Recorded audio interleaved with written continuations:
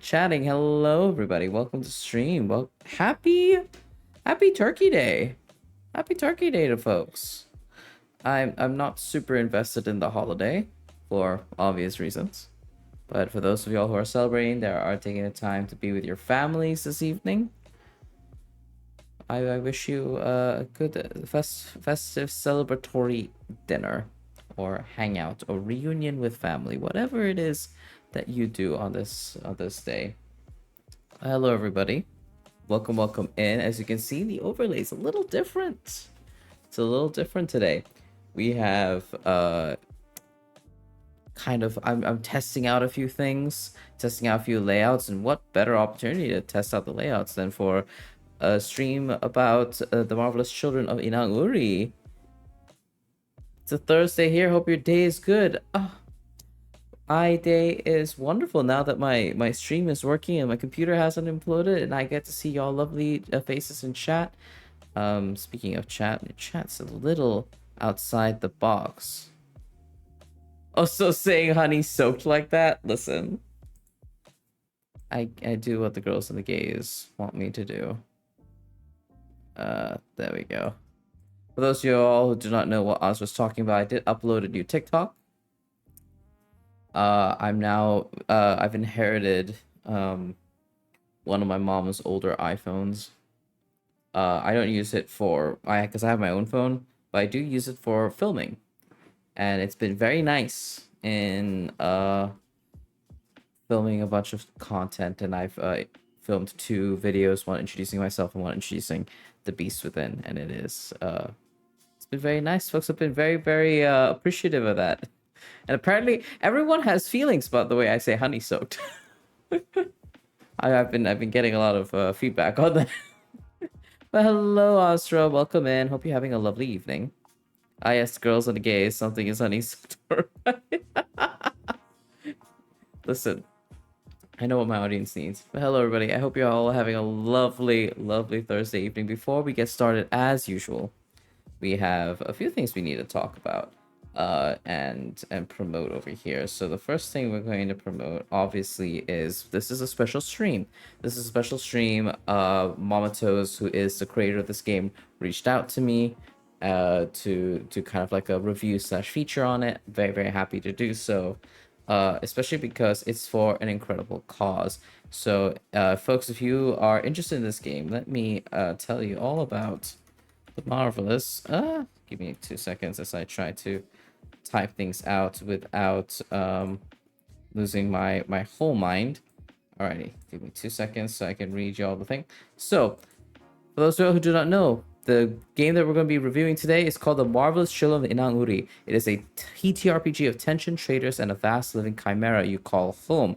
Face trial and tribulation, balance your interests with the needs of the many, and vie for the most prestige amidst an ever-changing landscape. It is described as a world-building game, and we'll talk more about the rule sets. I've tried to not read too much ahead. I kind of skimmed it, but we're going to be experiencing this game together. I think that's the experience that's kind of needed here, especially since we're going to be reviewing the game.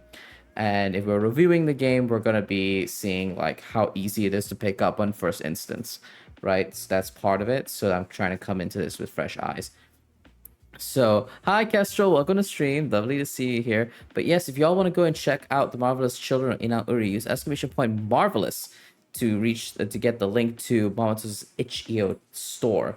And the reason why I want y'all to go and check it out is because 100% of the itch.io proceeds currently is being donated to Doctors Without Borders until December 12th, 2023.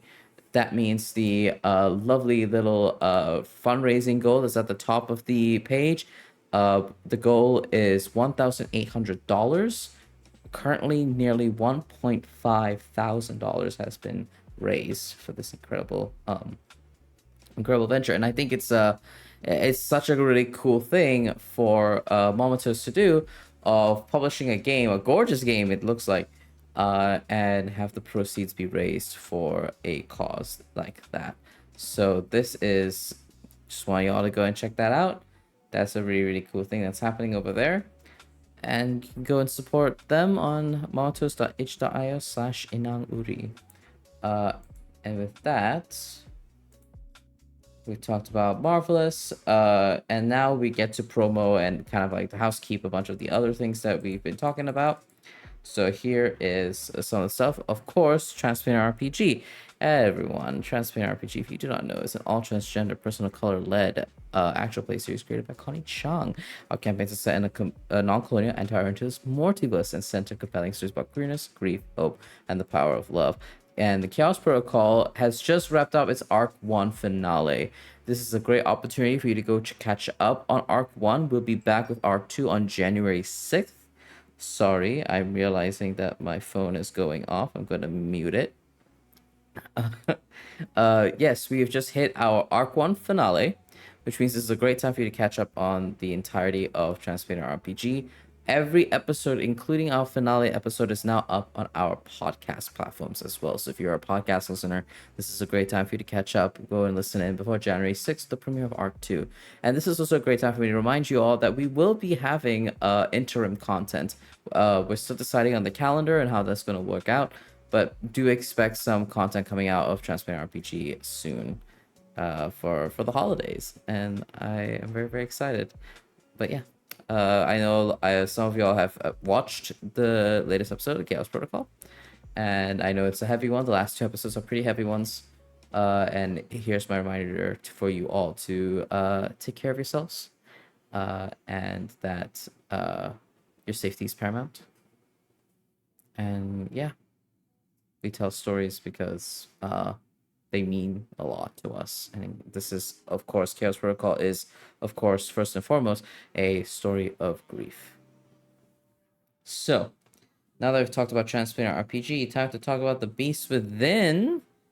Hello, everybody. If you're interested in playtesting my first ever ttrpg, The Beast Within, a narrative-first action RPG reminiscent of 80s and 90s grunge fighting games, featuring bear beasts, if that's something that's your jam, you should go and consider playtesting for this game. The playtest interest form is now live. You can register on that Google form there. You can use !point playtest whenever you like to go and check that out. And yeah, those who join my Discord get higher priority. Speaking of Discord, I'm currently scheduling something for December. So if you're part of my Discord, you'll probably know when the playtest is coming out. But you'll also get basically first dibs on knowing what my upcoming projects are, all the things that I'm working on. You get first hand look at all of that. So go ahead and join our Discord. It's very chill. It's not gonna clog your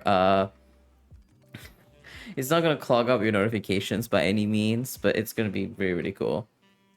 Play Beast Within, where you too can soak your words in honey. Absolutely. Absolutely. We have a incredible mechanic called the Wrath mechanic, where you can fail forwards when you've been fooled by honey-soaked words. All that good stuff. Oops. I know that this is such a meme now, but I am truly enjoying it.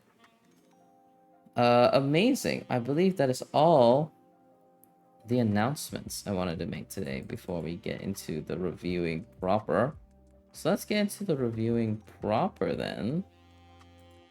Just managing my goals. Oh, I just realized we hit our follower goal already. Whoops. Let me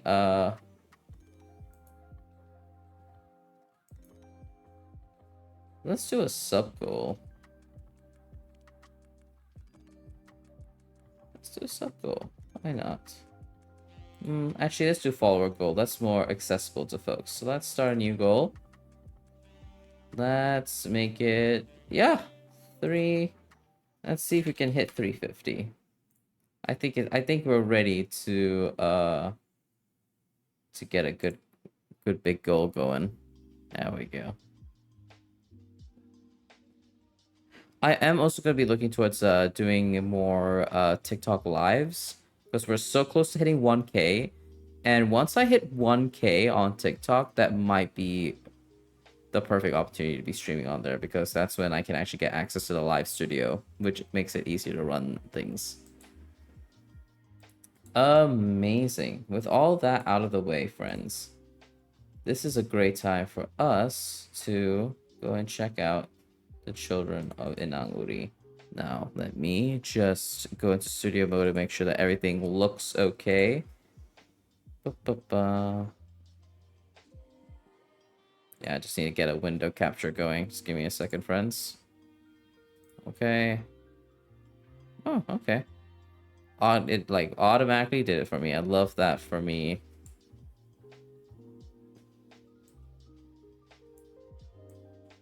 Let me just resize. And we'll bring the webcam forward.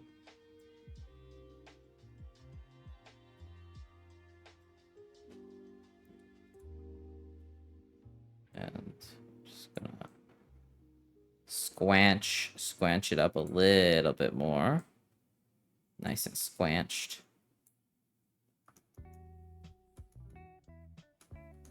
Amazing. All right, now that we've done that, we can come out of studio mode and hit over here. Isn't that lovely? Look at me coming up with good designs and being able to adjust my things, huh? What a concept.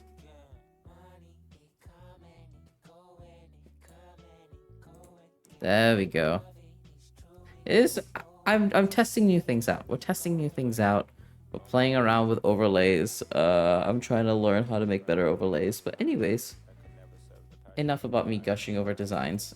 Let's look at this gorgeous, gorgeous cover, shall we? So this is The Marvelous Children of Inang-Uri, a world-making game of tension, treason, and living chimera you call home. It is a very, very gorgeous game. I must say, on like first instance, like the artwork is gorgeous. It looks, I mean, it's like my favorite color scheme as well. So honestly, I'm biased. Because we have here like blues, golds, like darker colors like black. It is a gorgeous, gorgeous game. Clearly a lot of care has been put into this. So now we're gonna head to the work is licensed under Creative Commons. Very, very cool. Very, very, very cool. And here it is. While making attention, treason, living chimera you call home. Yes, this is a press copy. It is me. I am press. So here's the content page. This game is about 64 pages long, which is, you know, it's not a D&D size book. It's not a massive rule book. And it seems to be pretty direct here. We've got what the game is about, how to play the game, and some scenarios. So let's go. As I said, I'm going to this mostly blind. I just skimmed this. So we're going to be finding out how to play this game together. Oh my goodness. I have to say, the layout design is pretty good.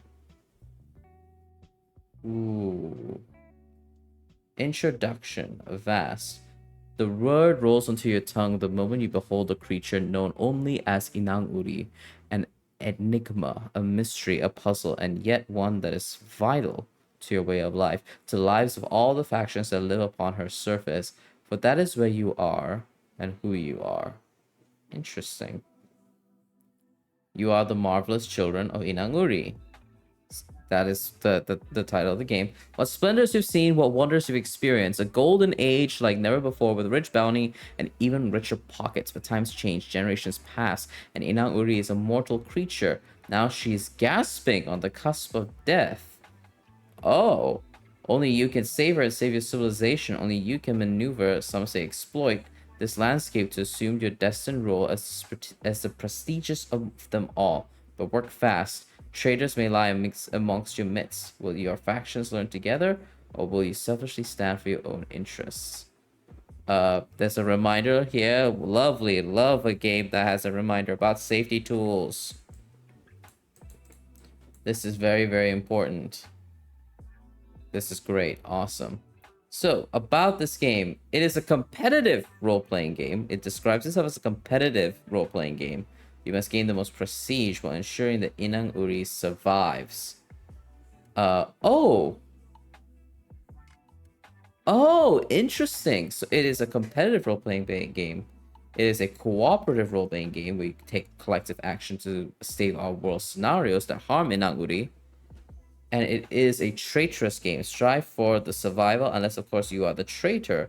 Filled with hate, your primary goal is to orchestrate Inang-Uri's downfall. No faction can truly win while the traitor is left unchecked. Huh. This is very, very intriguing. I know a group of people that would find a game premised this way very exciting to play. It is a very interesting design direction, and it makes sense because we have like there is the end objective, which is gaining the most prestige, right, and winning in that sense while Inang-Uri survives. Then we have the other element of like, hey, not a single faction can win unless Inang-Uri survives, so you all have to make sure Inang-Uri survives, unless you're the traitor. And if you're the traitor, all you have to do is just fuck up everyone else's day, which is also a pretty fun dynamic to play into. It kind of reminds me of playing board games like Betrayal, when you get like a really specific scenario. Betrayal in the House on the Hill, when you get a specific scenario where it's kind of like, god damn, we kind of all have to work together because most of us want to survive, but there's one person who is the traitor, right? And you have to, and their whole job is just let's fuck up everyone else, and it's pretty fun. It's pretty fun when you get to do that. Let me just adjust the so y'all can see the text a little better. So play this game if you would like to build a fantastic world as you juggle conflict priorities. Play this game if you like to nurture a faction that strives to excel despite these constraints. Play this game if you love intrigue, world building, fantasies, and more. Amazing. Makes me think of that secret Hitler game with the fighting against hidden factors and policies, but better. Oh, what was it called? I think it is called Secret Hitler. I'm pretty sure that's what it is called. But yeah, it is it is very reminiscent of like hidden role games. This is clearly, let's find out actually. I don't know if it is a hidden role. I guess it has to be, because otherwise you know who the traitor is and can just weed them out. Right? Does that make sense? What do you need to play? So this game needs 1d6, 1d8, 1d10, and 1d12. That's a lot of dice. That's a lot of dice. And mini tokens like coins, like around 5 to 6 per player. Set aside a large piece of paper. You will use this as a communal map and index cards for every player in the game, including extras just in case. Hello, Keith. Hello, my beloved, my moon and stars. How are you doing? Welcome to the stream. We are reviewing a game called The Marvelous Children of Inang-Uri. We have just discovered, again, I'm walking into this game mostly blind. We have discovered that this game is a competitive role-playing game, a cooperative one, and also a traitorous game. Because you all play factions. Factions must strive to gain the most prestige. But in order to win, Inang-Uri must survive.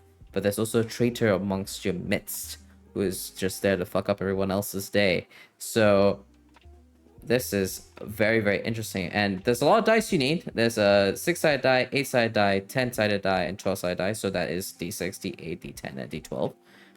One big piece of paper that y'all will use for a map, some index cards for players in the game, and this game requires 3 to 6 players and runs typically for 4 to 6 hours using the default rules, 2 to 3 hours for quick play. I'm gonna say this right now to every designer out there: very, very bold of you to think that even under quick play rules that 2 to 3 hours would be enough.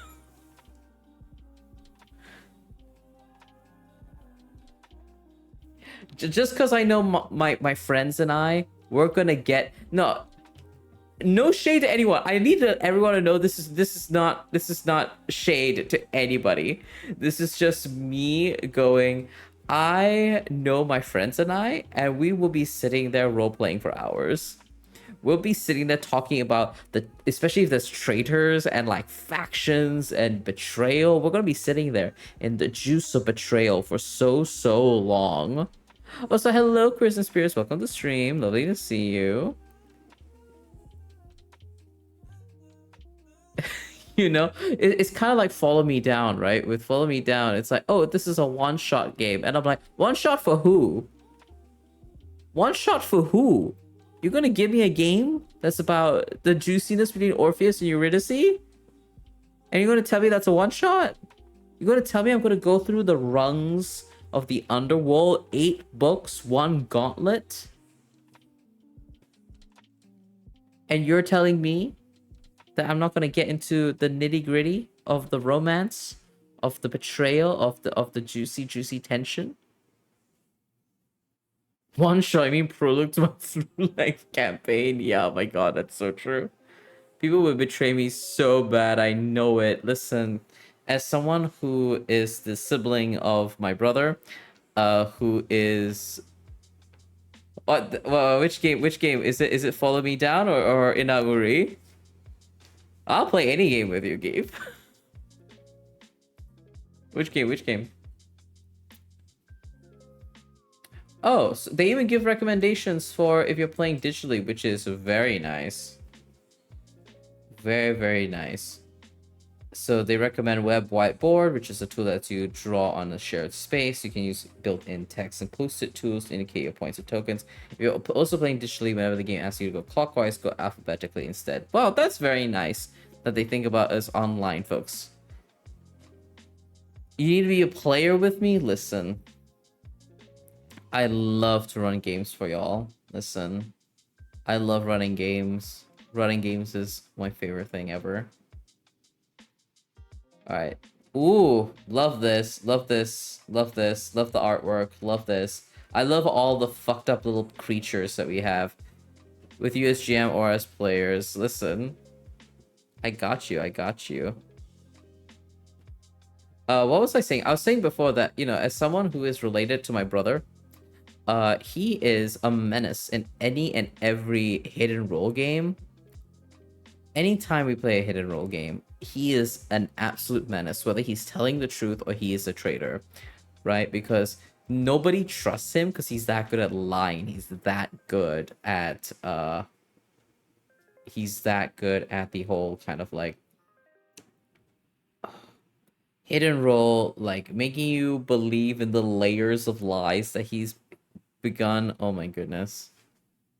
Tumblr RP was and isn't. I can't say anything about Tumblr RP. I had a Tumblr RP blog.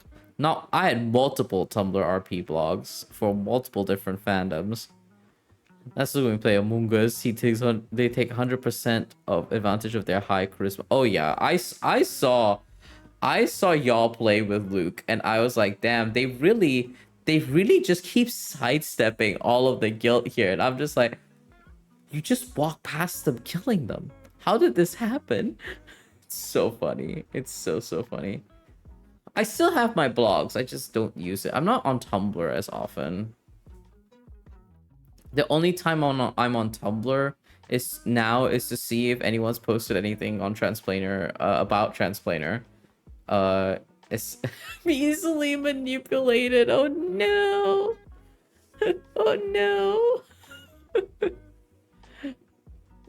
But yeah, I literally am only on Tumblr to see if like the Transplaner folks are like like if anyone has like caught on to any of the lore. I use Tumblr for the QNS website. I know, it looks very nice. It's very, very nice. I just love my friends. I trust everything they say. Oh, this game is probably gonna destroy you then, Keith. Overview, how to play. So here are some of the base rules that we've got going. These are the known truths. So this is what everyone knows. 1. Inang-Uri is a mortal creature. Her life is drained by the forces around her. You must work together to keep her alive. It is tracked by her health points. So we gotta keep a track of Inang-Uri's HP. You create the details of the world. The beginning, so you start off with setting out what are the known facts about Inang-Uri and each faction. The game is played across 4 generations. Each generation begins by exploring a world scenario, an event that affects Inang-Uri and all factions. In the second phase, each player has 2 rounds to act. This is where they can create projects, allocate resources, mine Inang-Uri. Mine Inang-Uri. Mine. I don't like that. don't like that. Oof. Or even spark a discussion. Oh my god. Mine Inang-Uri. That No, you heard me right. Mine Inang-Uri. Factions gain and lose prestige on each turn. Certain actions will raise or lower prestige. At the end of the game, the faction with the most prestige gains a victory. There are two types of endings and victories. Either Inang-Uri dies with 0 health, or Inang-Uri lives through the 4th generation, depending on the actions of the players. Excuse me. Actions of the players, major or minor victories are awarded. If Inang-Uri lives and the faction with the most prestige wins a major victory, the remaining non-traitorous factions gain a minor victory. If Inang-Uri dies, the traitorous factions win a major victory. The non-traitorous faction with the most prestige gain a minor victory. Interesting. Alright, now we get to the section where we play the game. We're kind of breezing through this pretty well, actually, because we're already around like page 15, 16 of 64. We're probably not going to get through all the factions. We might skim those, but we're going to see how to like play the game and see what the game looks like and things like that. So, setup. Step 1, determine the mysteries of Inang-Uri. As a group, roll a d6 twice to determine her head. Oh my god, this is going to be some fucking Mononoke bullshit, isn't it? This is some Mononoke bullshit. And I love it. I wonder if Mononoke inspired this. I gotta know. I gotta know. Oh, this is so interesting. So the first dice roll, so you can choose. Oh, evens or odds. Interesting. So you can choose even or odd, and then the second dice roll. The first dice roll decides the column, the second roll, the row. Okay. Interesting. This is very... Then roll d6 twice to determine her body. Oh, Okapi. I love Okapi. Oh, this is really cool. Oh, this is really cool. This is for all the fucked up monster appreciators out there. I appreciate this. Lastly, roll a d6 4 more times and consult the table below to complete her details. Uh-oh. Uh-oh. Toddler. Child, teen, young adult, mature adult, and elderly. Choose her habitat, her diet, and her oddity. I will be real. The idea of having like a really fucked up monster with one of these oddities, yikes. Scary, terrifying, but love it. Step 2, bequeath likeness. Draw what you think she looks like on a communal map. Oh, that's cute. That's really cute. The drawing task will be split up between different people. Someone draws the head, other draws the eyes, nose, mouth, another draws the body, and so on. Okay, this is really cute, though. This is really, really cute to do together, actually. This would be a very cute thing to do with a group of friends. Oh, that's really fun. Okay.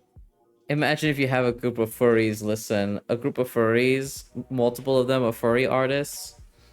This is the best Inang-Uri has looked in centuries. That's the truth. That's how it be. Oh my god. Step 3. Develop the foundations of your society. Next, determine the nature of the faction's civilization. Roll a d6 thrice and check against the following list. We're using d6s so far. I wonder whether d8, d10, and d12 come into play. So here we talk about if any of the rolls cross the safety line, reroll. Love that. Because I think more needs to be said about in rules where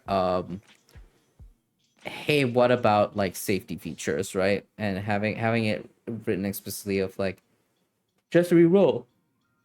Excuse me. Wait, what about furries now? Oh, we were just talking about how if we have a bunch of furries in a group playing this game, how much fun it would be. And especially if they're all furry artists. Amazing. So now we're going to be now we're determining the foundation society. The civilization inhabits Inang-Uri so that it can, and then you can roll for these. All these are very I will say, I know we're not reading all of them individually, but just looking at all of the text here, these are all very interesting premises. Because, you know, Nobody's Knows Why is pretty cool. Promised Land's pretty cool. A Rare Treasure. Flee a Terrible Fate. All of these are very interesting prompts on the baseline already. The civilization's primary shaping force for development is religion, magic, technology, war, culture, and ecology. This is very cool. This is very cool. I really like this. You've met with a terrible fate, haven't you? Oh yeah, I sure have met a terrible fate. She has strong opinions. But trust in her will. Trust in her will.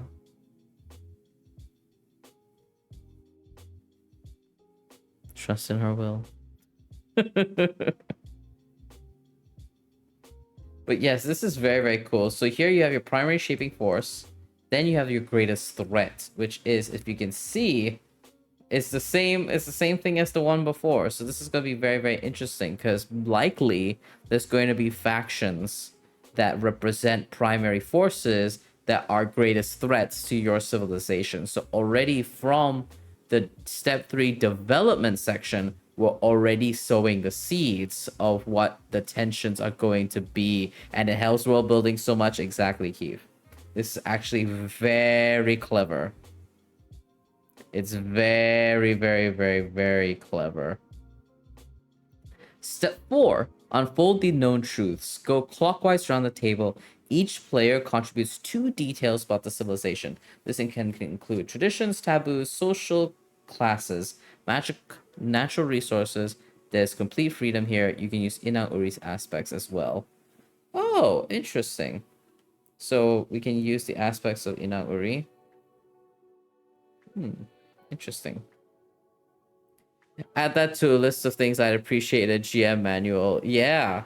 Being able to kind of like sow the seeds of what tensions look like and how to do that.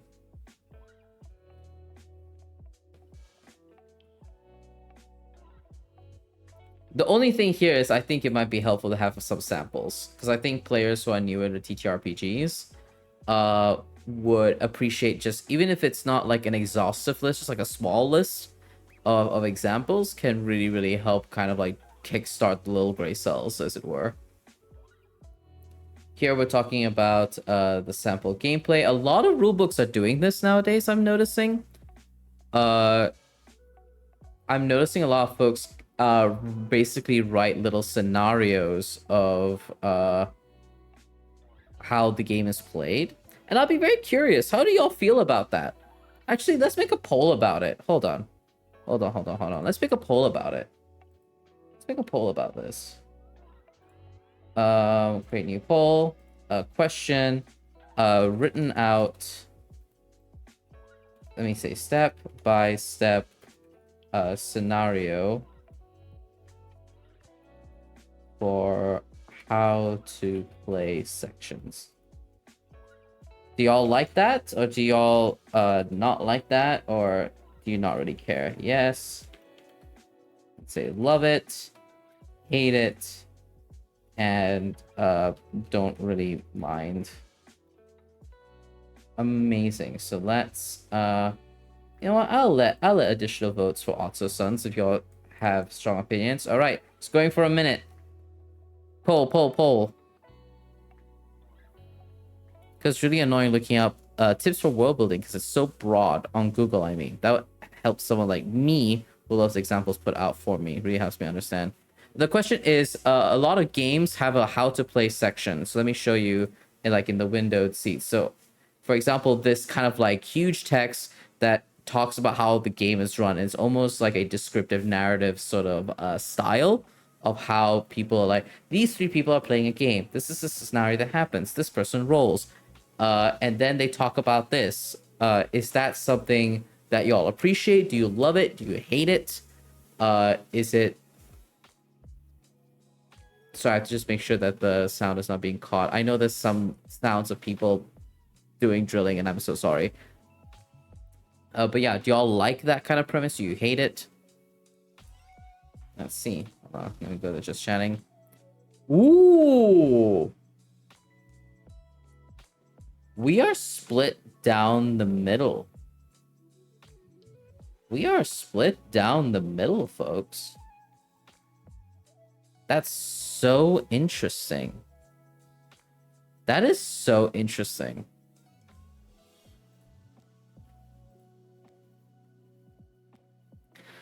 Well, it is split between love it and not really minding. No one dislikes it, so I guess it doesn't hurt to have something like that. I guess basically the consensus is it doesn't hurt to have it, which is interesting. Some games I think it can help to have it, especially for detailed or confusing parts, but other games I feel it's fluff. Yeah, I think it's very... I'm trying to think when it's like super helpful. I think Wild Sea for sure. God Killer I think is very good. God Killer I think has a very good reason to have like those little text bits because of the there's a lot of elements of God Killer where you just kind of have to lean into the weight of the narrative there, and that's not something that everyone comes to a TTRPG instinctually knowing. So seeing how like these like text basically like dialogue between Connie and C as they play God Killer is actually very, very helpful in the text. Yeah, and it sparks my own ideas. It's difficult to start from scratch if I don't know what I'm going for. Makes sense. Yeah, so and here they give examples. So Amelin says, I think our promised land is the birthplace of Inang-Uri. Also, Inang-Uri is incredibly soft fur that our civilization gathers for clothing and ceremonial purposes. Bren adds, we're pretty advanced in our tech. Maybe it's a focus on nanobots. But there's a vocal group of people who despise technology and work behind the currents to influence its downfall. Those are very neat. Those are some really neat ideas, actually. Very, very cool.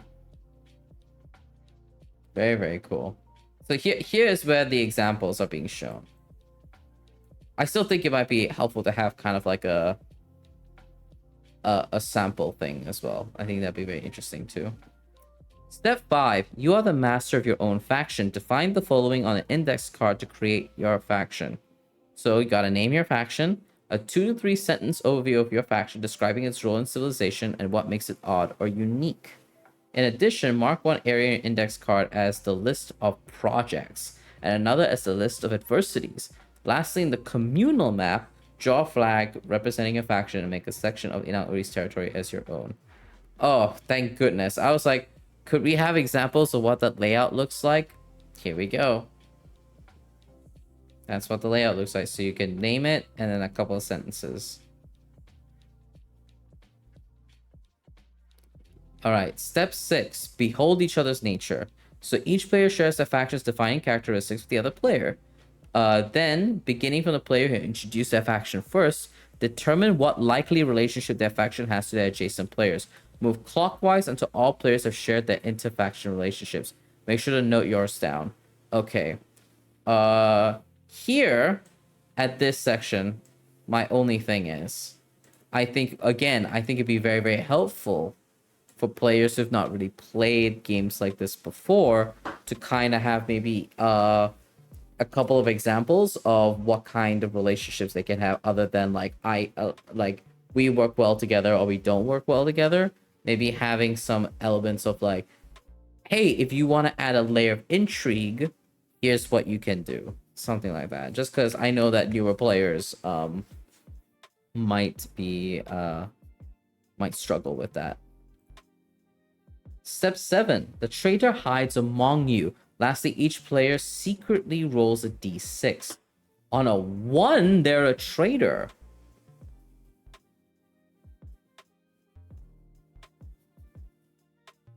Oh my god, it could be an Oops All Traitors game. Could you imagine everyone rolls a 1? on a one, they are a traitor. There can be multiple traitors in the game, or no traitors. They act in secret and do not know each other. Oh, you don't know who the other traitors are. This isn't like Midnight Werewolf, where you get to kind of see who the other traitors are. Once these 7 steps are done, the game can now begin. I will say, just now putting my reviewer head on, right? Like, yes, we've covered, we're doing, I just took off my mentoring, kind of like reading through the text and determining the text sort of hat off, and now I'm doffing the reviewer head on. The 7 steps have the potential to take a while, I think. Which is where my thing that I've mentioned earlier of like, oh, with quick start rule, with like quick rules, it's 2 to 3 hours. I'm like, I don't know about that. Because I can see this taking like an hour. I can see this taking an hour. You could be really quick, but I think like, especially like writing down your sentences and like talking about the truths and your relationships can take a while, can take a hot minute. The drawing.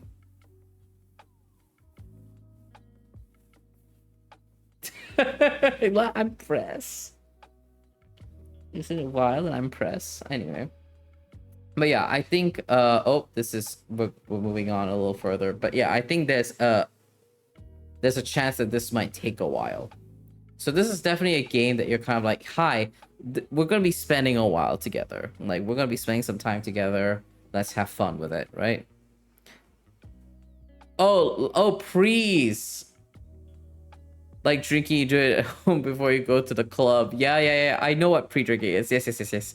I didn't see it because I didn't see the my god. The thing, you know, I don't remember the word for it, but you know, neurodivergency is really hitting me hard today.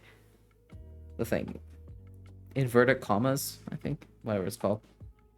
Anyway, so now we get to talk about how to play with the default rules. So this is how we actually play the game. Apostrophe, thank you, Keith. The game is played across 4 generations. The Inang-Uri's health waxes and wanes between each generation. She starts with inverted commas better. Is it? Okay. She begins with 3 health points, but this may increase or decrease depending on the success or failure of community projects. So each generation has the following flow. So this is the it sounds cooler. Oh, thank you. Thank you, Kestrel. So here's the flow. So this is the gameplay loop that we're expecting, right? So phase 1 is discovery. So the resources is set to the default. The world scenario is determined, and the details is created and shared. So that's phase 1. Then, Inang-Uri's mood is determined. I'm apostrophe standards from your localization testing days. You are so brave for having to do localization, Keith. Let me tell you, you're so brave. The primary community project is created by the most prestigious faction, and each faction rolls for their faction scenario. Interesting. Then phase 2 is your initiatives. You get your resources. You take 1 action per round for 2 rounds. It's a thankless job. No. We appreciate you. A faction can't repeat the same action in both rounds. And here are the actions you can have. You can either create a faction, another community project, spark a discussion, explore the world, mine Inang-Uri, or steal up to 3 resources. Damn. These are very fun actions. Factions can also freely contribute resources to the communal pool, their own projects, or someone else's project during their turn. Ooh, this is pretty neat. This is pretty neat, actually. Phase 3 is resolution. So, faction projects are resolved first, followed by community projects. Whenever you succeed on your projects, you earn prestige. The ones that fail lose prestige. Community projects can restore or deplete Inang-Uri's health depending on their success. And they do get harder per generation. The first generation, you roll a d6 and must get a roll equal or lower than the resources. The dice for subsequent... Oh, so that's where the additional dice come in. So you move from a D6, then a D8 to D10, then D12. Interesting. That's very, very interesting. Prestige gain and loss are tallied. The most prestigious faction title is awarded to the faction that gained the most prestige this generation. Okay. An optional phase 4 can happen whenever someone accuses another faction of being a traitor. Or when someone wants to campaign for the innocence of an accused faction. At the end of the 4th generation, the game ends. Special prestige is ordered to the player who roleplayed truest to their faction, as well as any faction voted innocent after being previously voted as a traitor. Very interesting. All right, here are the quick play rules. Here are the quick play. I think those are pretty easy to understand. Those the rules really are pretty easy to understand. I think that was very well written. Here's the quick play section. So, in the quick play, the default rules last 4 to 6 hours, but the rules can be easily modified to shorten this to 2 to 3 hours instead. So, play Generation 1 and 2 only. So, we have the generations. After these 2 generations, the game ends. The communal pool only receives 2 resources for 3 to 4 players, 1 resource for 5 to 6 players in the Phase 1 Discovery. Your faction scenarios are skipped completely. Okay. Throughout the rest of the book, as a handy reference, the special call-out box will accompany the rules that have an alternate quick load version. This is nice. Because Keith and I were talking about this the other day about having to... whenever you're reading a thing and having to continuously like flip pages back is really, really annoying. So this is actually a really, really nice bit of thing to have. Methinks. So I think having like a little thing that tells you about how to alternate a quick play thing is really great. Lastly, whether with default rules or quick play, the game asks you to imagine various projects and scenarios. In all discussions and conversations, you roleplay as your faction, not as yourself. Okay, good reminder. And I feel like it's something you can start to adapt and stretch out the more familiar you get with the game. Absolutely, 100% agree. All right, here's where we kind of like talk about all the different resources and stuff, right? So we're not going to go super in depth. We'll see. Let's see how it goes. So step 1 is resetting the communal pool. So the most important bit of knowledge here that we need to know is to know how much we're going to get there, right? So we know that it resets. So games with 3 to 4 players, the default value is 4 resources.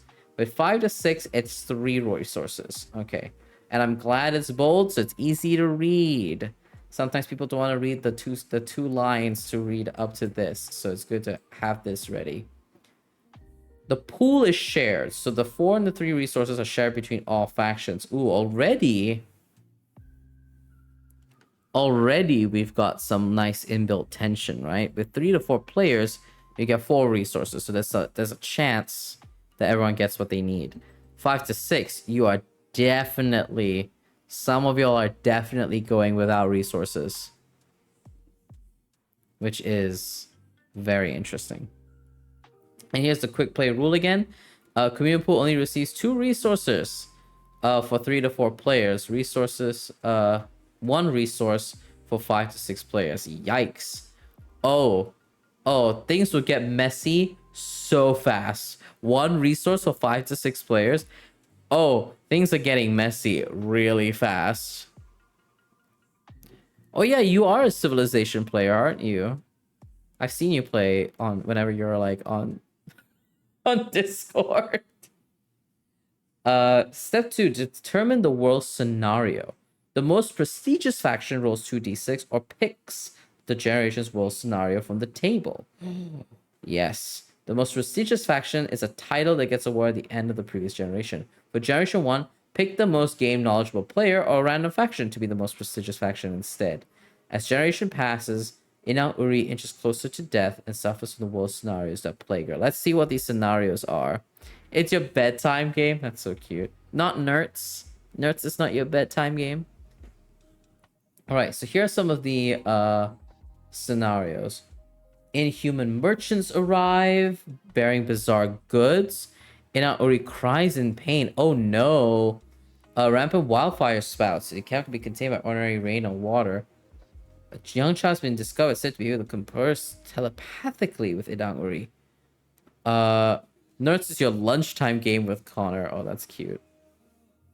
A large number of travelers arrive claiming to be from another creature that's similar to Inang-Uri.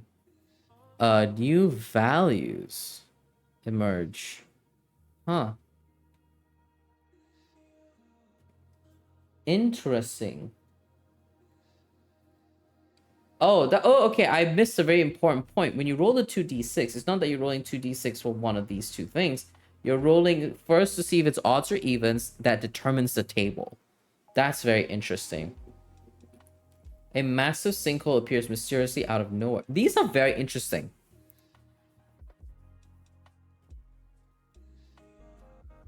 Are we supposed to have games scheduled? If so, I'm failing. Oh no. What game has scheduling been? Oh no, what scheduling? Is this for our game?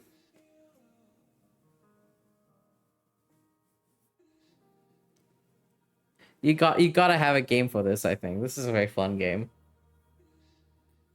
Alright, so that's really, really cool. Generation 2. Oh, so these are so each generation we're getting different ones. Very interesting. Like lunchtime game. Listen, bedtime game. Oh, that's just Keith. That's just a very Keith thing. I have a bedtime game, I think. I thought you meant games for Inang-Uri. No. We're talking about video games and having games scheduled. You're failing at that. I have a bedtime game. I think it depends what kind of games you have. My bedtime game is like Coral Island or something like that. The Nerds one was completely accidental. Is it accidental? So a game of this when? This could be a really fun community event. This could be a fun community event. Hang on. Yeah. We've been talking a lot about doing a board game night. This feels board game adjacent. We can do a Discord. Here's a reminder to y'all motherfuckers that are not in my Discord. Go join my Discord. Go join my Discord. Let's play this.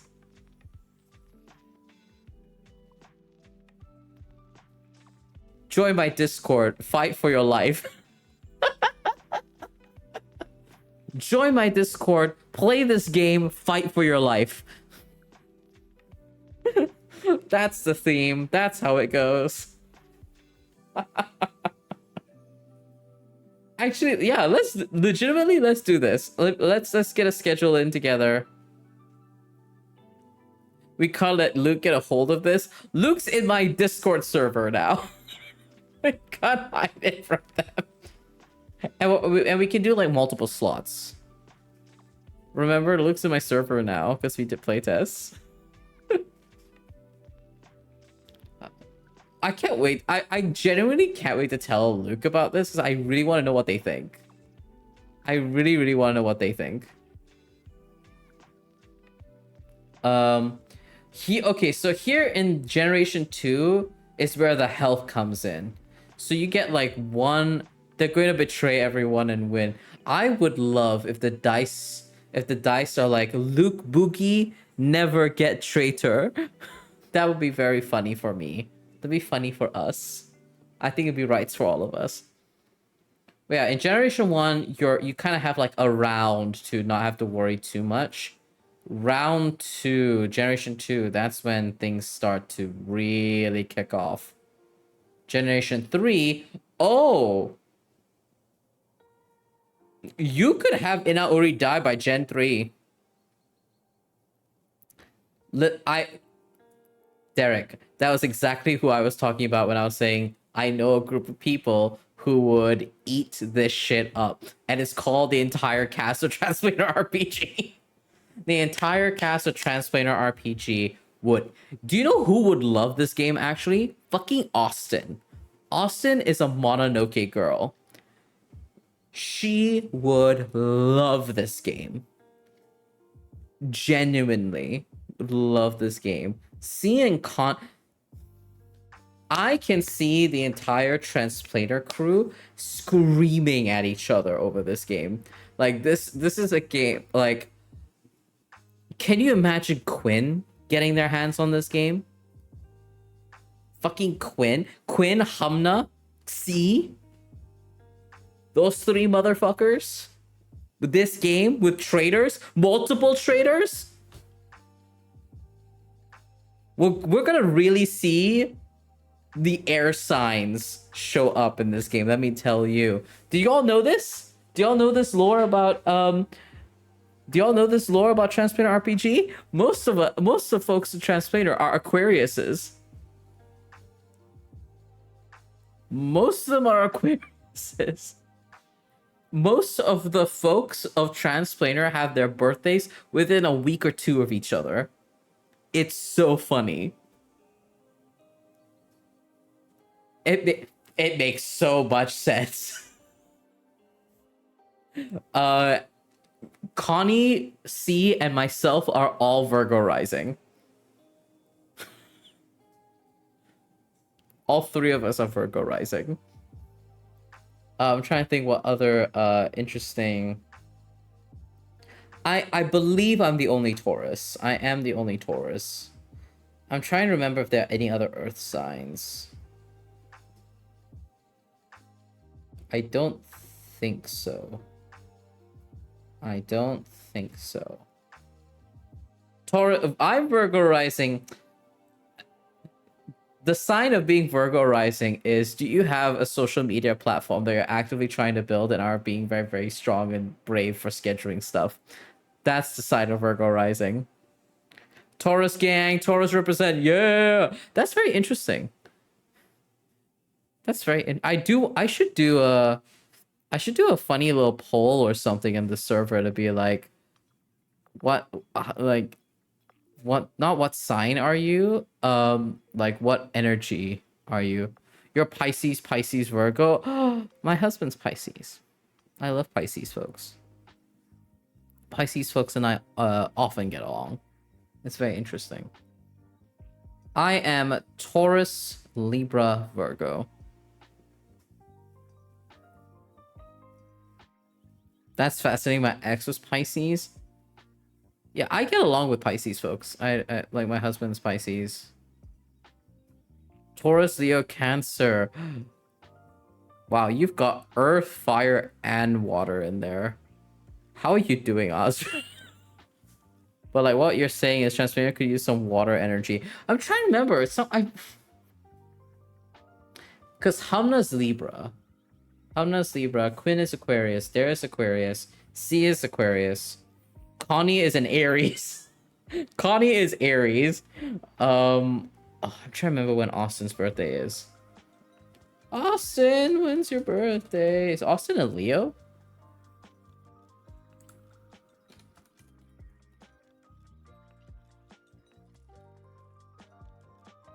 I'm trying to remember. Connie is Aries. 100%.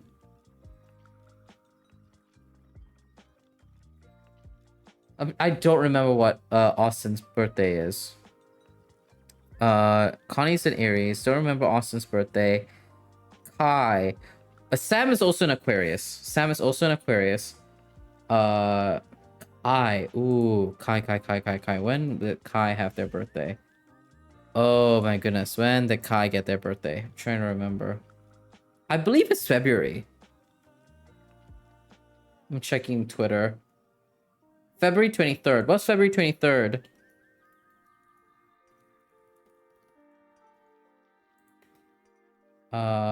Zodiac. Pisces. Need I say more? Kai and I get along so great, and they're Pisces.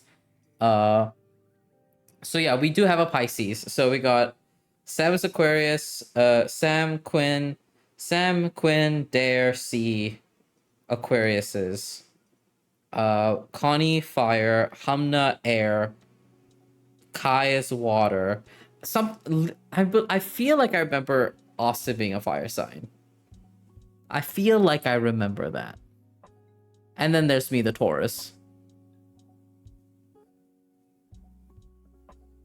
What is Max? That's a good question. What is Max? Starchmonger. Oh, they didn't put their birthday, because I feel like Max is also an Aquarius. I feel like Max is along the group of Aquariuses. Erica, when's your birthday? October 24th. I believe that is also a Libra. October 24th. Scorpio. Am I the only Earth sign?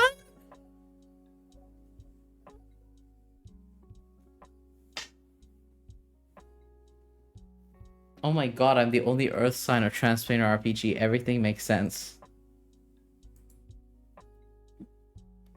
I am the only fucking Earth sign, and I'm the fucking Taurus. Stagnant and strong as the Earth. Listen. I am nothing if not consistent. Alright, I know we got sidetracked talking about Transplanar Zodiac, but yeah, the point is, could you imagine this group of people playing this game? Chaos. But yeah, you get things can literally end by Gen 3 because Inang-Uri has 3 HP.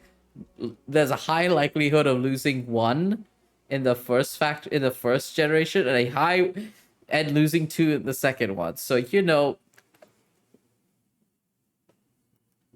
ouch. I think we should definitely play this game. I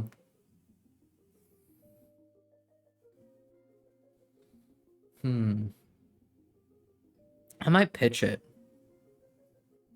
I might genuinely pitch it because this is not a shit ton of prep needs to go into this other than just having these tables down. So I might like message folks and be like, hey, this is actually not a bad game, and I think this would be very fun to watch Transplanar people play. Ooh. Oh, Gen 4. I love that every other table you get 2 tables, and then there's Gen 4, which is like, your dice can get fucked. Roll 1d6. Let's see how bad this goes. Ooh. Holy crap. For quick play only generations 1 and 2. After these 2 generations, the game ends. Damn. This is very clever. This looks very fun. We're definitely playing this in the Discord. I just need to go in and do some scheduling. But this could be like our little holiday thing. Holiday hangout. I think that'd be really cute. A little holiday hangout. Step 3. Unveil details. Moving clockwise from the most prestigious faction, each faction declares 2 details about the world scenario. Players can build on each other's contributions. They can also draw details from setup, such as the civilization's primary shaping force for development or its greatest threat. Write or draw on these on the communal map. Okay, so here is where I'm like, okay, we might need some more help. Using the shaping force might work, but I think having a bit more examples would be helpful here. Step 4, reveal Inang-Uri's mood. So here you're going to be rolling again to determine what Inang-Uri's mood is in all of this. Ouchie. The player to the left of the most prestigious faction shares what their faction thinks is the most likely relationship between the mood and the current world scenario. Why does Inang-Uri feel the way that she does? Ooh, that's fun.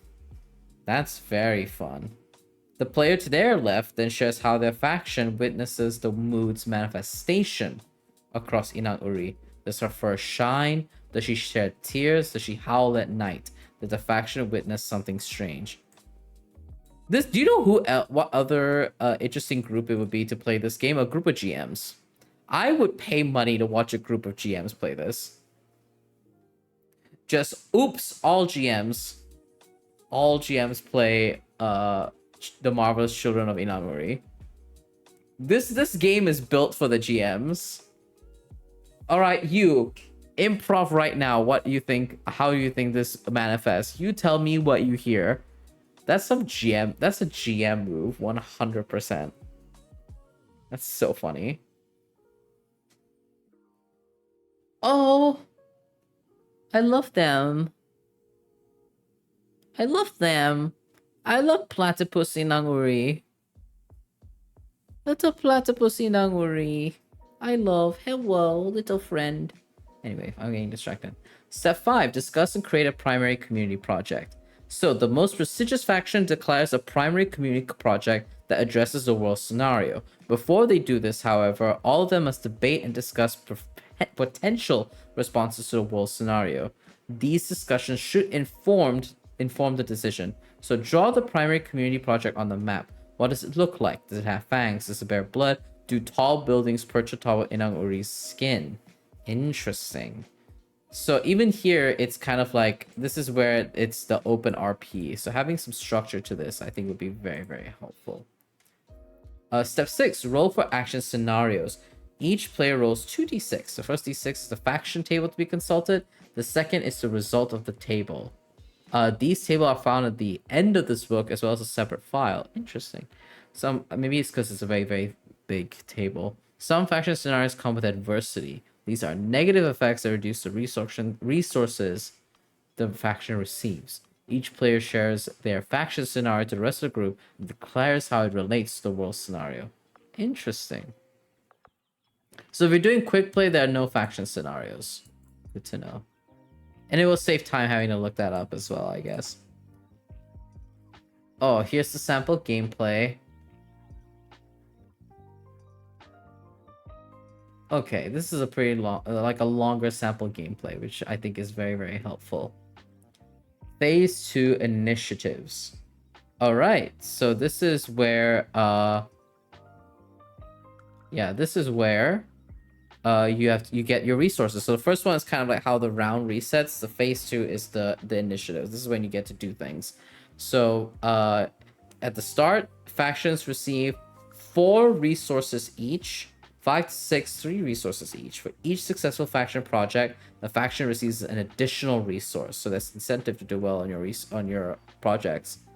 Successful community projects don't net additional resources. Interesting. For each adversity a faction has, they receive 1 less resource. Ouch. The adversities retain... Oh! They stack. Adversities stack across generations and can only be removed by a faction project. For example, a faction has 2 successful faction projects and 1 adversity receives only 1 additional resource. Ooh, interesting. Step 2 is when you take action, and this is where we read before. There's an action per round, and there are 2 rounds. And each round starts with the most prestigious faction. During that turn, you can do one of the actions on the list, which causes whether you gain more prestige or less, and you can't repeat the same action in both rounds. And they can also have negative prestige. Ouch. You can have negative prestige. And once the 2 rounds have passed, the game proceeds to the next phase. Alright, so here are some of the actions you can do. You can either create a faction project. What is this project all about? How does it benefit? Draw on this on the Inang-Uri. Allocate 1 resource to this project. If you can't allocate a resource, you cannot create this project. If you gain prestige, if it succeeds in phase 3, resolution. Lose prestige if it fails. If it succeeds, you can also remove 1 adversity. Oh, okay. If you succeed on a faction project, you can remove adversity, which is very, very cool. All right, so then you can create a secondary community project. You can spark a discussion where you can ask resources, advocate for a project, throw suspicion, all that kind of thing, and you can gain a prestige. So here is where it's kind of like if you succeed or you fail will determine whether or not you get prestige. Here you gain 2 prestige if your community project succeeds. Discussion, you can gain 1. This is a pretty safe way to play. Explore the world. You can share 2 details about the world scenario or 1 new detail about Inang-Uri as a result of your faction's research, and you gain 1 prestige. This is also pretty fun. This is a great way to kind of like ensure some interesting things are happening. I just realized something. If you can't repeat actions, that means some people might be forced to do certain actions, which is going to be very, very interesting. You can mine Inang-Uri for resources. You can roll a die based on the current generation, and you gain that many resources, and you lose 2 prestige. So this you gotta. This has gotta be like, oh, you're either in a very, very good place and you need resources. Steal resources. You can steal up to 3 resources from the communal pool, from another project, or from a faction's unspent resources. Lose 1 prestige for each stolen resource. Damn. Alright. You can also allocate your stuff to the pool and not using an action. Okay, so you can be nice without using an action, which is very cool. If you donate to the communal pool or to someone else's project and that project succeeds, you gain prestige in phase 3 resolution. Very fun. Note that allocated resources disappear at the end of the generation, but unallocated resources are retained. So if you have allocated resources, you should use them instead of keeping them. And here's yet another sample gameplay. And now finally we get to the final part of this game, which is the resolution, right? So here's where we resolve all the faction projects. So the faction projects are resolved first, beginning from most prestigious faction, then moving clockwise. To resolve their project, a faction must roll a die based on the current generation. However, for generations 2 to 4, if the faction has the least prestige, you roll with the previous generation's die. If there's a tie for least prestige, nobody gains this privilege. Interesting. Damn, so if the die is equal to or under the resources allocated to the project is a success. Oh, you don't want to roll more, which is why it gets harder. Okay. The faction who made the project gains 2 prestige and can remove 1 adversity. They narrate the outcome of the success. Again, built for GMs. Everyone else who contributed to the project also gains 1 prestige. Interesting. Otherwise, it fails. The faction and everyone else who contributed lose 1 prestige. The faction narrates the outcome of the failure. Ooh, interesting. So you want to roll under. That's very interesting. Which is why it gets harder. Community projects are resolved the same way as faction, but they award prestige differently and they affect the health. Okay, they affect the health. So if there are secondary community projects, they are resolved first, starting with the most prestigious faction going clockwise. To resolve the faction that creates it rolls a die based on the current generation. If the roll is equal to or under the resources, it is a success. The primary community project uses community pool as a source of its resources. Good to know. Inang-Uri gains a health for each successful community project.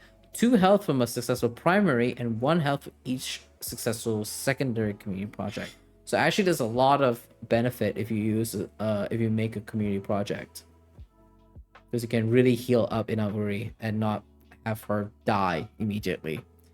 Everyone who contributed resources to the community project gains 1 prestige. Very interesting. If the roll is above the number of resources, the project fails. Inang-Uri loses 2 health with a failed primary community project and 1 health for each failed secondary. So this is like a double-edged sword, design-wise. Because Inang-Uri has 3 health at the start of this. So she can die very quickly if folks' dice are not kind to them. The creator of the primary or secondary community project loses 3 prestige on a failure. Ooh, big risk. Regardless of whether a community project is a success or a failure, its creator shares what they think happened as a result of its outcome and how Inang-Uri behaves in response. And in step 3, you award the prestigious faction.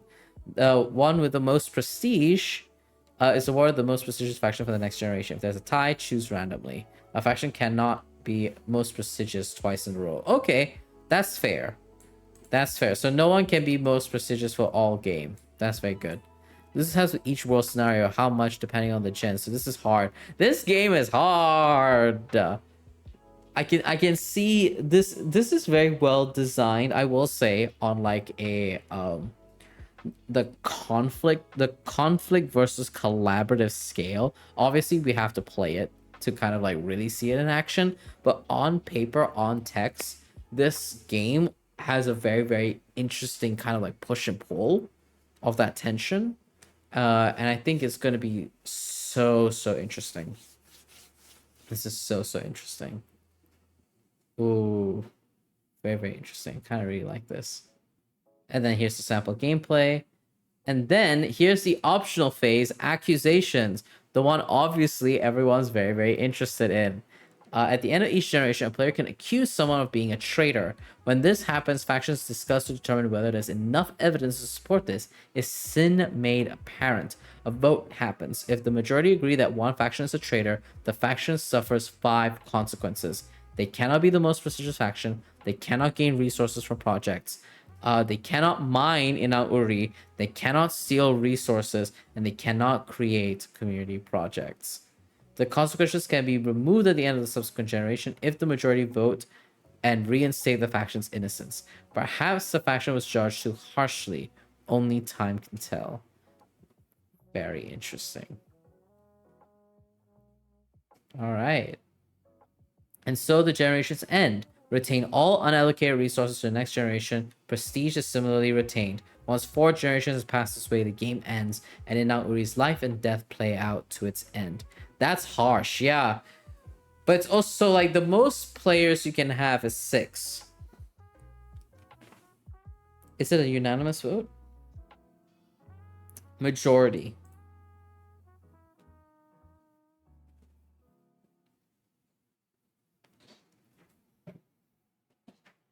Yeah, I guess. And I think because of how harsh it is, I feel like that would give a lot of people pause on whether or not they would like to vote that way. Because, ouch. I'm very curious to see how this will play out. Because, again, we're reading it, and on text, I wonder how it will play out. It's one of those rules that I feel like you'll only know once you play it. It certainly makes things more interesting if someone is a and we can have, again, we're rolling a d6, right? I just realized we're rolling a d6. So the likelihood of having multiple traitors is not beyond anybody. Or no traitors. Because multiple people can roll a 1. Could you imagine a game of oops, all traitors? That would be so funny. That would be so freaking funny. All right, and then here's where we're going to talk about Inang-Uri, whether they live or die. All right, right before the game ends, acknowledge the players and factions who stood out despite all the odds. Award special prestige based on the following. The player that roleplayed truest to their faction's identity gains 3 prestige as voted by their peers. Factions who have been accused as a traitor but voted innocent later on gain 3 prestige. Oh, that's a good benefit to being accused as a traitor and then voted innocent. At least you get something for that. Okay, that's fair. Inang-Uri reaches 0 health at any point, the game ends. Shed tears so civilization turns to dust. What is dead is gone forever. All traitors win a major victory. The non-traitor faction with the most prestige wins a minor victory. If all generations pass safely and her health remains above 0, rejoice! By her blood, by your tears, the civilization lives another day. The non-traitor faction with the most prestige wins a major victory. All other factions minor victory. The traitor was never outed, has the most prestige out of everybody. They also win a minor victory. Interesting. Even as a traitor, you can get a minor victory. Regardless of who wins, share eulogy for the unknown future. Each faction declares an epilogue for Inang-Uri and an epilogue for themselves. In light of progress and treachery, what happens to civilization? What murky future lies ahead? Very, very cool. The Marvelous Children and their ever-loving mother. So here at the back, we get the faction scenarios. Which is very, very cool. There's multiple as well. Yeah, there's a lot of them too. That's great. I'm glad that this section exists. And that is at the back, so it's easy to just like, all right, we need faction scenarios. Let's go to the back and let's roll that. Amazing. And that, everybody, is the Marvelous Children of Inang-Uri. We've covered it. Congratulations, we did it. Thank you all so much for being here. Hold on, let me close out the poll here. There we go. That is so. What a very, very interesting game. And I'm glad that we could go over the rule sets. Now, I guess is the thing that I promised to do, which is kind of reviewing the game, right? Overall, after reading it, with fresh eyes alongside all of you, I would love to hear your thoughts as well over in the chat. This game is so interesting, and I mean that generally. I don't just mean that because I got a huge disclaimer before I get into my review section. I am reviewing this as clearly and as honestly as I can. This game was provided to me as a press copy by Momotos, but my review is truly what I think. I pride myself in being very, very honest in that sense. I was asked to review the game, so I will review it. I think this game is very clever. This is a very clever game. I think it marries a lot of very, very interesting things between three seemingly desperate types of gaming, like your typical board game style, your ttrpg, as well as hidden role games, which I think is so very interesting. It's very, very clear that there's so much of love, care, and attention to detail that was given to this game. And I'm really excited. I genuinely am really, really excited to play it. It is as a text, as a document, it is beautiful. It is gorgeous. It is a gorgeous, gorgeous game. Gorgeous, gorgeous artwork and layout. And I feel like from the moment you open the book, you kind of sink into the world building and the world and the genre of it all, which, I can't say that there's some games that do that really well. There are multiple TTRPGs that don't, though. There are plenty of TTRPGs that haven't been able to, like, from the moment you open the book, bring you into the world itself. And I think this game does an excellent job at doing that. And this is a really, really cool game. I love that there's optional rule sets for quick play and for the default rules. I think that's really, really important, especially now when we're talking about the accessibility of TTRPGs, right? And talking about who is able to play it, when are we able to play it? Because, there's this whole meme of I have so many games but no time to play it, right? So it's nice to kind of have a game that's been designed with that kind of situation also in mind. What else? My only kind of like thoughts for improvement are areas of like potential weakness is that for newer play, this game, as I mentioned earlier, I feel like folks who are heavy role players, your GMs, your world builders, this is a game for them. This is a game where those people can really, really showcase their whole like skill set, right? Like I said before, like if I brought this game to Transplanar RPG, everyone's gonna lose their whole minds because everyone's gonna love this game, right? Everybody loves this. Everyone will love this game. Oh, I'm so sorry for ads. I'll wait until you're out of ads, Keith. I want you to get out safely from the ads. Return to me, oh great Keith. Let's see once you get back. Let me know when you're back, my friend. Someone keeps pinging me on Discord. All right, you're back. Awesome. The only areas of improvement are, I think there needs to be a slight, I think what would be really, really helpful maybe in a future supplement or things like that is having like, even if it's just like a one pager, just some level of structure for players who are new to this. Because a game like this I think can be very, very intimidating, especially in the sections that are very interesting, like the world scenarios. Having a lot of freedom, because it's kind of like, oh, this is a game defining, world defining moment here. If you're inexperienced, it can be really intimidating for newer players to really sink their teeth into it. I can see players like, again, folks from Transplanar, GMs, really like leaning into it and really having fun with it, right? But there's something to be said about like, hey, like let's make this more friendly to like folks who are newer. Let's lower the barrier of entry here. I do want to note that text-wise, some of it is a little hard to read. I agree. That's my other slight criticism. especially the text with like I'm trying to find it. There's one that was especially egregious. But yeah, you know, because the Inang-Uri text, whatever font that is, while it's very nice, I think for folks might be very, very hard to read. With Inang-Uri specifically, they seem to have alleviated it with spacing out the letters, but they didn't do that with some of the later. I'm trying to find the specific page, because there was one where I was like, oh, that is very hard to read. Where is it? Which one is it that's very hard to read? And also like coloring, right? Because there's the phase 1 discovery, the Inang-Uri text against the red backdrop might be hard to read as well.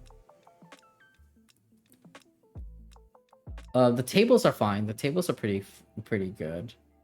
Trying to find. But yeah, there are sections in this where I'm like, okay, the text might be a little hard to read here. So I definitely agree on that.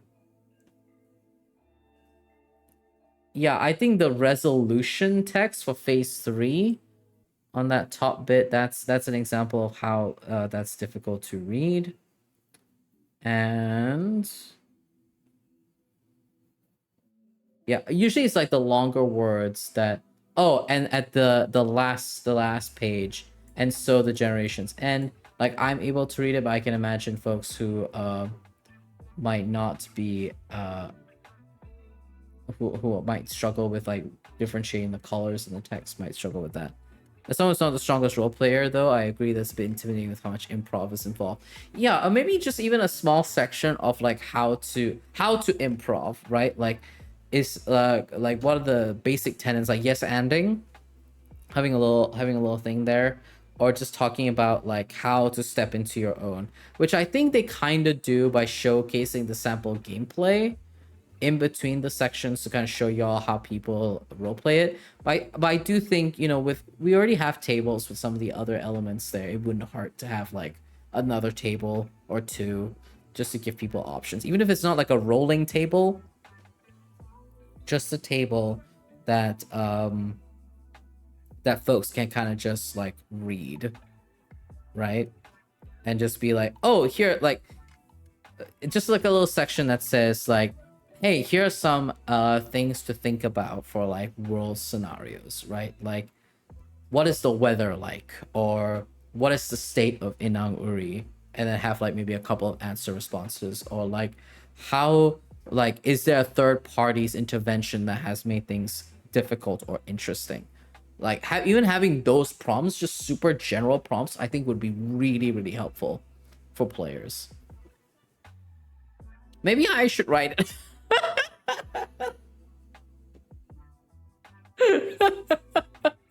Maybe I should just write it. Maybe I should just write a supplement, because this is under Creative Commons. So maybe I should just write one for folks to lower the barrier of entry.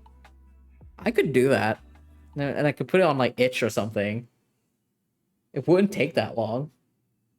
Hi Ari, how are you doing, my beloved? My hair is doing something very interesting. It's because I washed it earlier, and now it's like, oh, you're letting us air dry, so we're gonna be very, very weird about it. Redeem the floof Otso's hair. Yes, we're floofing it. Hello. There we go. I'm getting a haircut later today, so hopefully this will be managed. Because it's getting pretty long. It just needs to be layered, I think, properly, as you can see. Just needs to be layered a little bit more. We will see.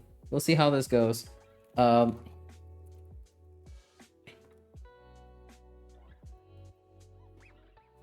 Thank you so much for the floofing of the Otso's hair. We just went through the entire rulebook and we're getting to like the this section of reviewing it.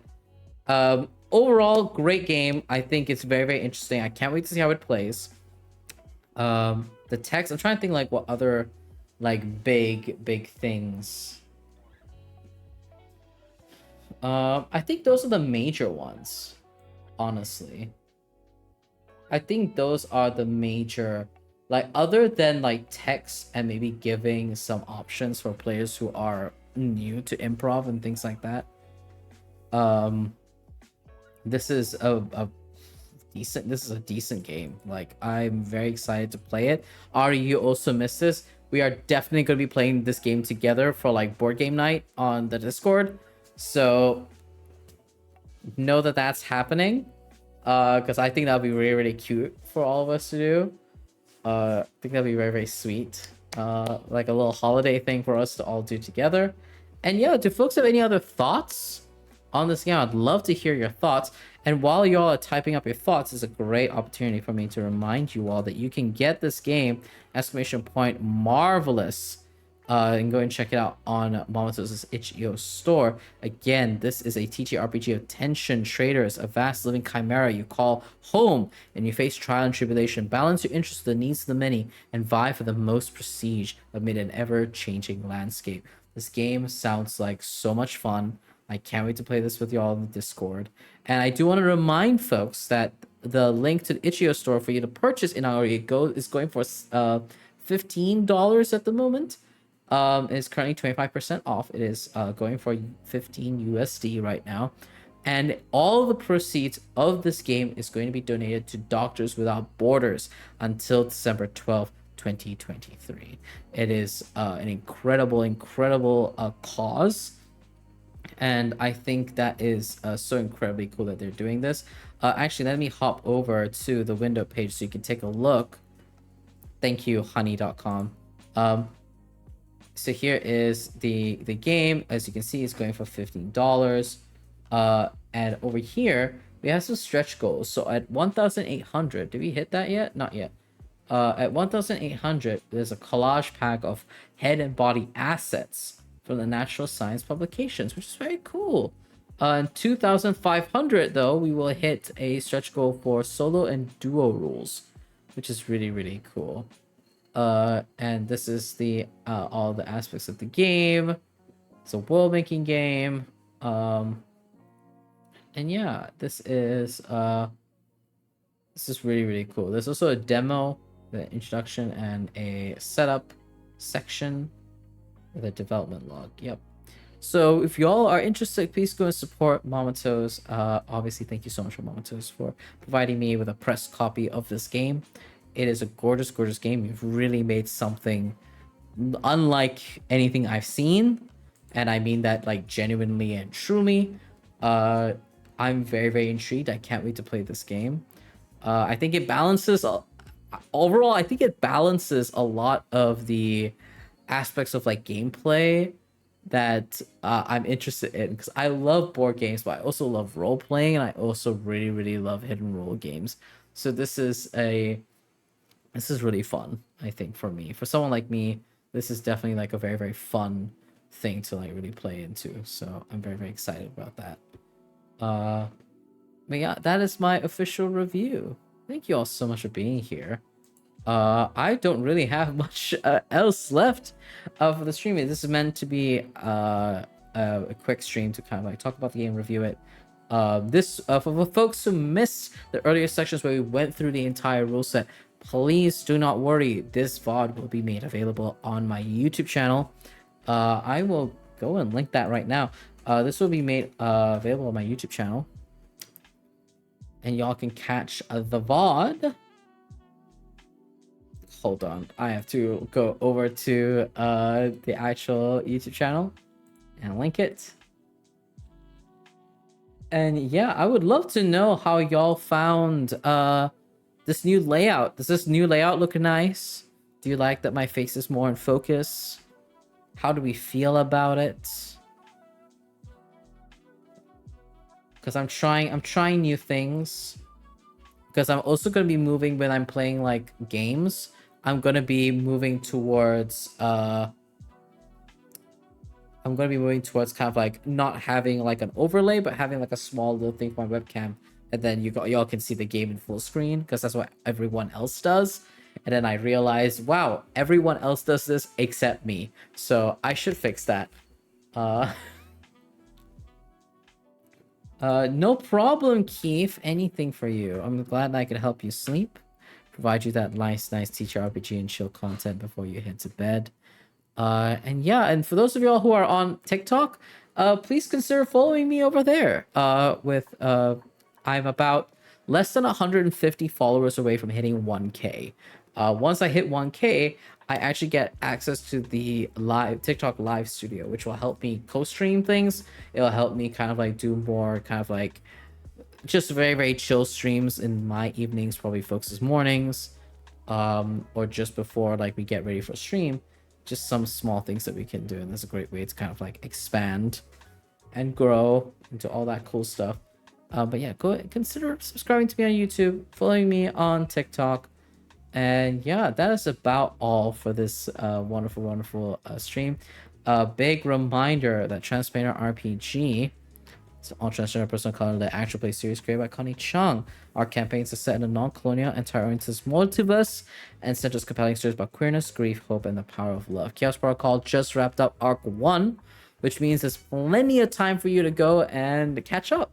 The podcast episode has also been updated with our final episode, so you got time to go and watch the entire thing, listen to the entire thing before we're back with Arc 2 on January 6th, 2024.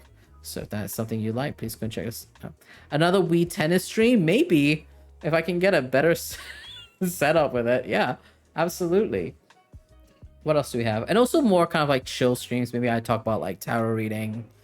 I do like fun like tarot reading, or I do like co-working streams, something like this.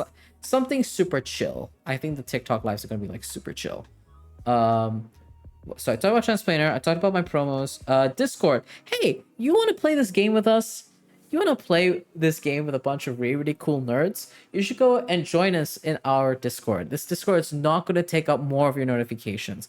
We chat about really cute things. We share things that we're experiencing, TTRPG projects, things like that. It's a very chill and happy community.